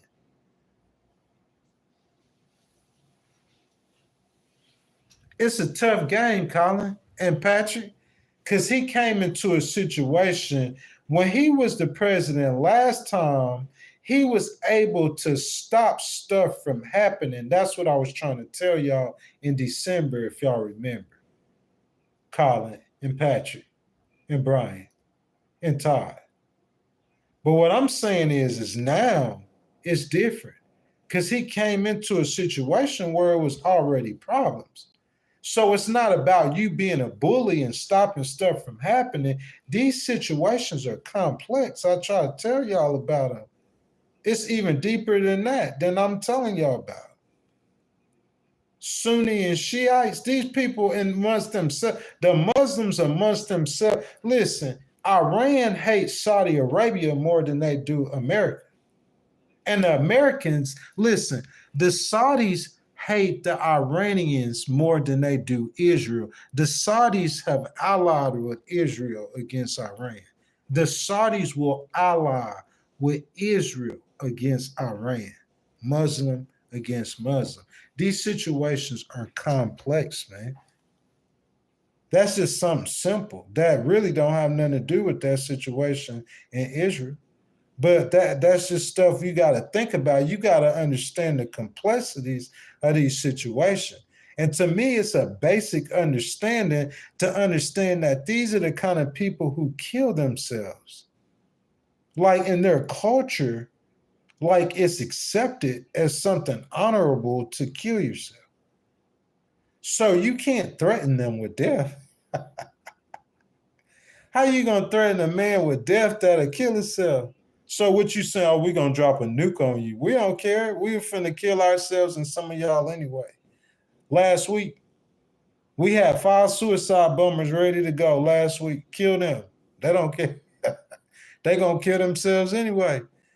So I'm saying to these kind of people that are already struggling and fighting starvation and about to lose their 10 hut house and everything, these kind of people, you don't tell them that you gonna come take their 10 hut and because they're gonna die about that.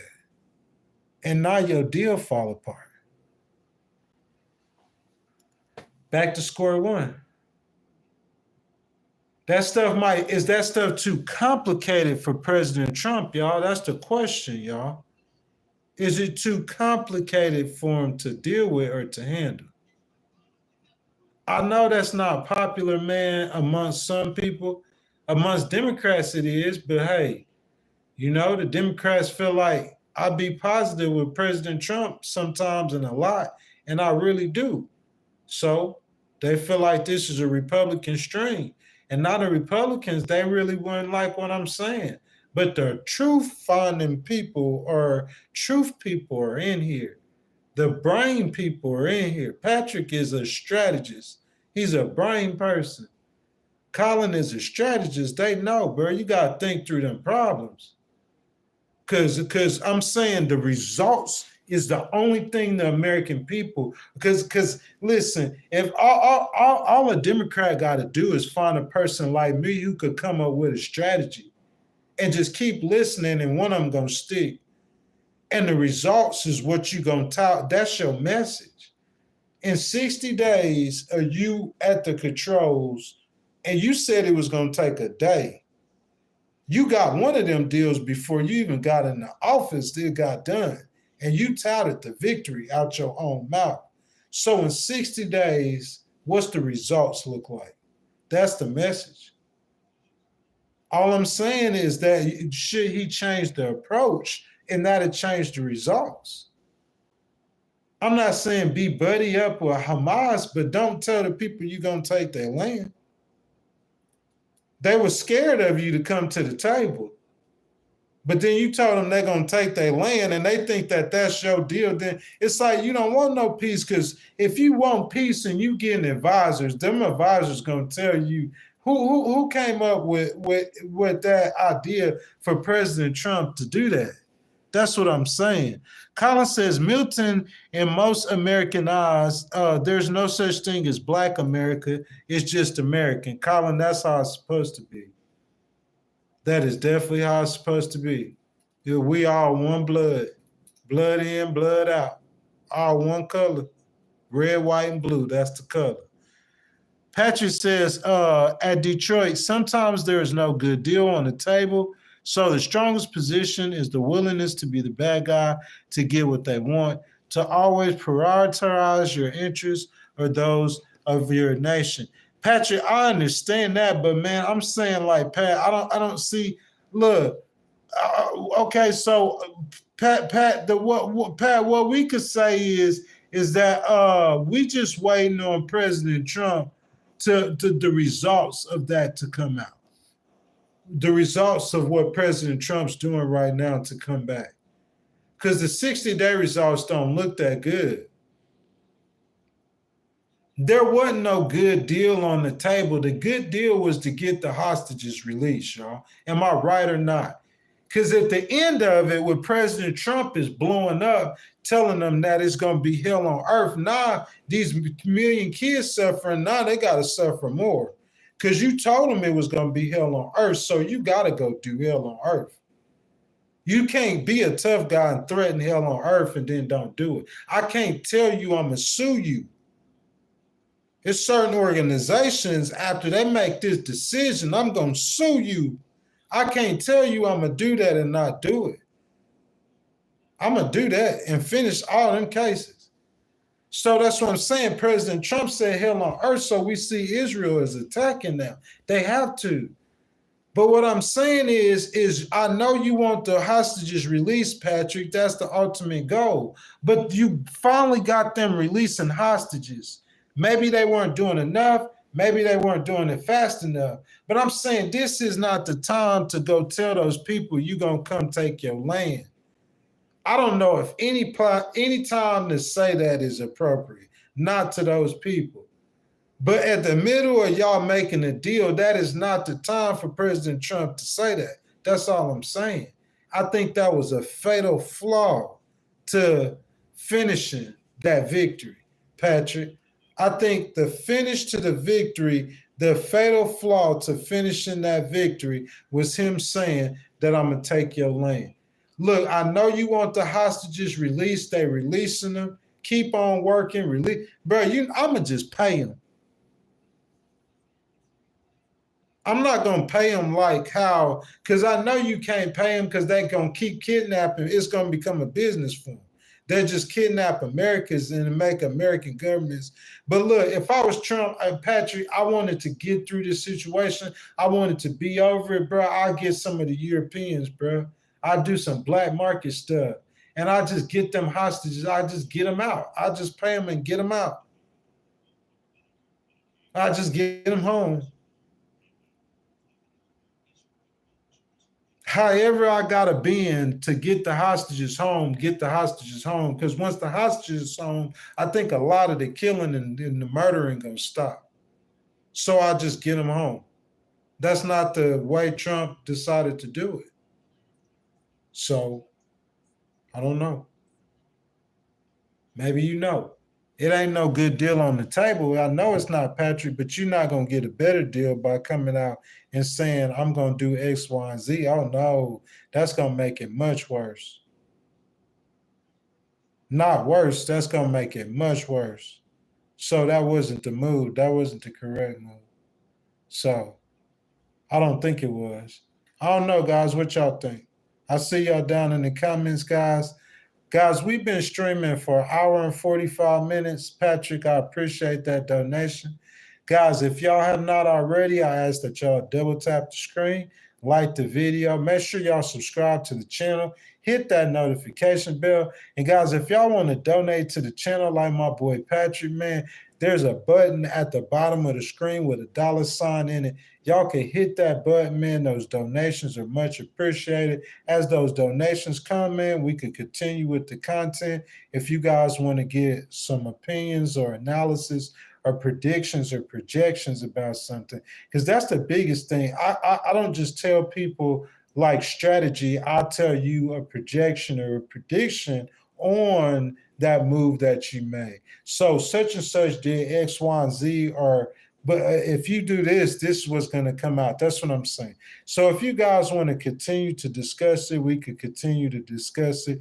You know what I'm saying? I think we're going to be live tomorrow at 6:30 a.m. Y'all know I'm a legal person, and that Chief Justice Roberts scolding President Trump, man, y'all know I have to cover that. I just have to cover that. So we're going to be live tomorrow at 6:30 a.m. We're going to be talking about that. But guys, like I said, man, if y'all channel memberships, you want to give a channel membership, if anybody want to join the channel, you know what I'm saying, I would appreciate that. We got CNN on in the background, y'all. We 10 minutes and we out, y'all. 10 minutes and we out. Guys, before I go, I just want to, before we get ready to get out of here, guys, I just want to let y'all know that Wyndham, right now, you could register for free. 60,000 locations over worldwide, over 20 different brands. You guys, right now, y'all go register Wyndham Rewards right now for free. You know what I'm saying? You can win gift cards. You can win all sorts of things. Colin's talking to Milton. I appreciate you guys showing up, participating. I love y'all. If y'all want to throw a donation in there to your boy before we get out of here, y'all go ahead and do that. We can continue with the content. If not, guys, y'all know how we do it right about now. We got about 15 minutes, guys, and we out of here. I got CNN playing on in the background, guys. What kind of oil If y'all want to donate, that button at the $sign at the bottom. I appreciate all the love and support, guys. You know, one of the unanswered questions about these oils, when you cook them at high temperature, what other chemicals do they give off? So there's been a lot of studies on this, and I'll make it quite simple for you in terms of what are the best sort of high temperature oils: extra virgin olive oil, just regular virgin olive oil. Coconut oil is pretty good for that, stable when heated pretty hot. Peanut oil and again, avocado oil. So olive oil and avocado oil, they really are good at both unsaturated fats and high smoke points. There was concerns, John, for some time that avocado oil and olive oil at that high smoke point would give off a lot of these chemicals. So that's been studied pretty recently, and they hold up pretty well. That means they stay pretty stable even at high temperatures. Oh, that is interesting. All right, Dorothy asks, what about coconut oil? Is that bad to use for cooking? You know, this is one of those things where you have to sort of ask yourself what your goals are. I got a bad family history of heart disease, so I'm worried about saturated fats. Coconut oil is high in calories. It's high in saturated fats. Some people love it. It does seem to have a lot of what is known as lauric acid, Lauric acid. That's one of those medium chain triglycerides. People who follow this, the MCTs, could have some benefit overall for your health. But so in moderation, probably okay, but you've got to be able to be comfortable with the extra calories and the extra saturated fat. All right, and this is sort of the million-dollar question for people who follow some of the language coming out of the Health and Human Services Department right now. Curtis asks, is beef tallow better than seed oils?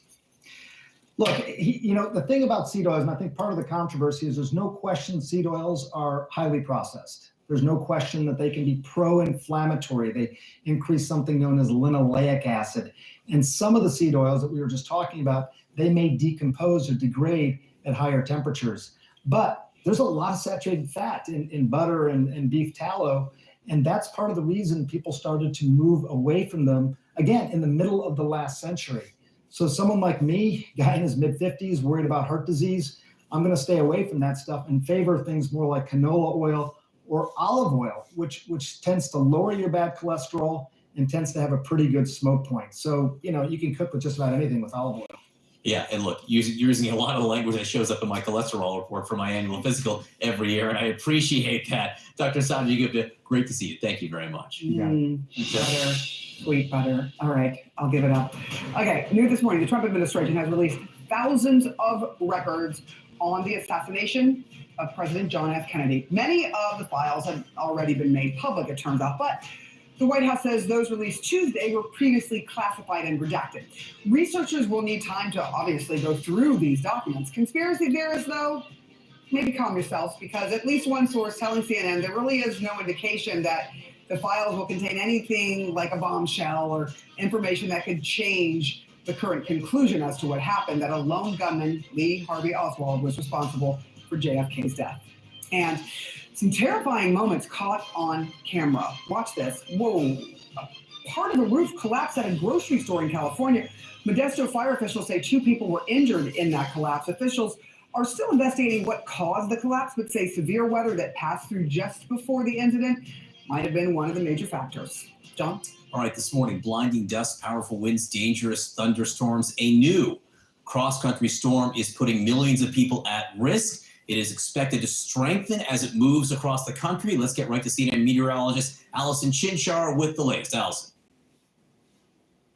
Yeah, that's right. You can see the video behind me. This was from New Mexico yesterday. Again, the visibility on what is supposed to be a road behind me is pretty much zero. This was shot out of the windshield and windows. Now you can slowly start to see some of the cars appear now that the dust is starting to calm back down. But again, this was yesterday. We're still going to see a lot of these winds continuing to tick up throughout the day today as we go through just different parts of the country. So you're going to start to see more of them begin to spread across portions of Texas, Oklahoma, and portions of Nebraska. But you also have those winds taking the snow that's falling and turning it into a blizzard for several areas. Look at all of this snow that's coming down across portions of Iowa, Kansas, and even into Nebraska, and very strong thunderstorms out ahead, but lots of lightning in some of these. And the transition is very quick. Take a look at Omaha. This almost looks kind of like a box of crayons just exploded all over the radar. You have all these different colors because for quite a period of time, it went back and forth between heavy rain, then some snow, then maybe a little bit of both before now finally transitioning all to snow. And here's a look at that camera from Omaha. You can see that dusting underneath, but from time to time, you will still see some thunder and lightning off in the distance. You'll get those flashes there. So you're still getting some of that thunder snow. We also have the potential for severe weather out ahead of that main system. This includes Chicago, stretching down into portions of St. Louis, but also down a little bit farther south into portions of Memphis as this system continues to make its way across the country in the next 24 hours. A box of crayons exploding, vivid imagery, and I think right on the nose. Allison Chinchar, great to see you. Thank you very much. Sarah? Oh, I should say new hour of CNN News Central. Not Sarah, all of us. A new hour starts now.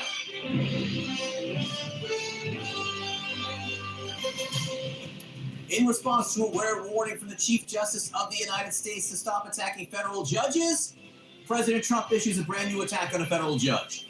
We are standing by for a critical decision expected to come today from the Federal Reserve on interest rates. We're watching the markets to see how they react. And a woman once named on Time's 100 most influential list is now being detained by ICE. Kate is out today. I'm John Berman with Sarah Seidner. This is CNN News Central. Guys, to have the Chief Justice of the United States scold the president, that is news, definitely news. We talking about that tomorrow. Anything you're going through, guys, in your life, just remember that Jesus loves you. You know what I'm saying? What I do is, like Todd said at the beginning of the stream, any struggle I go through in my life, man, at the beginning, I just hit my knees, man, and I look up and I just pray and I ask God to improve my situation. And there's a scripture in the Bible that I always quote at the end of these streams, and I'm going to do it again today. Regardless of what we go through in life, man, the good and the bad, life's not going to always be good. It's not going to always be in our favor. Regardless of what we go through, the good and the bad, we always look to God, man. And I always look to God, and I look to God now as I always do. And I say, this is the day that the Lord has made. I will rejoice and be glad in it. K-Bar and Milton, I see y'all, man. I appreciate y'all participation. We'll be live tomorrow morning, guys, at 6:30 a.m. Central Time. Make sure you guys are subscribed to the channel. Hit the notification bell. I'm out, man. I'll see you guys tomorrow morning at 6:30 in the morning, man. Remember, Jesus loves you, and I love you, man. And I'll see you guys later.